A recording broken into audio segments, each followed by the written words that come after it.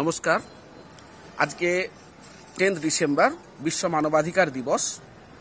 আমরা জানি ভারত ইউডিএইচআর এ সই করেছে আর্টিকেল নাম্বার 7 এবং ভারতীয় সংবিধানের আর্টিকেল নাম্বার 14 অনুযায়ী সমস্ত আইন হবে জাত নিরপেক্ষ, ধর্ম নিরপেক্ষ এবং লিঙ্গ নিরপেক্ষ।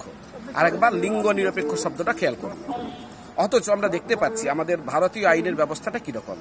এখানে অপরাধীর দেখা হচ্ছে সেক্স, জাত দেখা হচ্ছে যে কিভাবে পুরুষ এবং নারীর মধ্যে অপরাধী যেই হোক, পুরুষ যেন অপরাধী, পুরুষ যেন অত্যাচারী এবং নারী অবলা, এই জায়গা থেকে আইনগুলো তৈরি হয়েছে। ফলে বাস্তবিক জীবনে পুরুষদের যে সমস্যার মধ্যে পড়েছে তার প্রতিকারের জন্যই আমরা পুরুষ কল্যাণ পাবলিক চ্যারিটেবল ট্রাস্ট থেকে এসেছি। আজকে তমলুক জেলায় আমাদের পূর্ব মেদিনীপুর তমলুক অফিস, আমাদের ডিএম অফিসে আমরা এসেছি এবং এসপি অফিসেও এসেছি আমাদের স্মারকলিপি প্রদানে।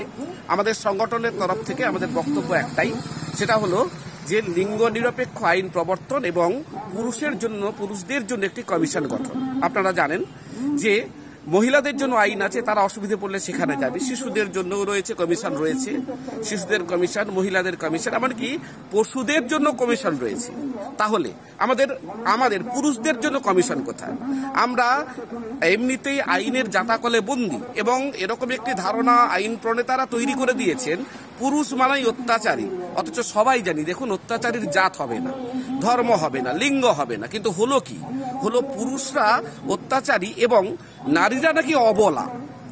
তাহলে আমাদের সমস্যা হয়ে দাঁড়ালো আমরা রাজনৈতিকভাবে অপরাধী হয়ে গেলাম, লিগ্যালি অপরাধী হয়ে গেলাম অটোমেটিকভাবে।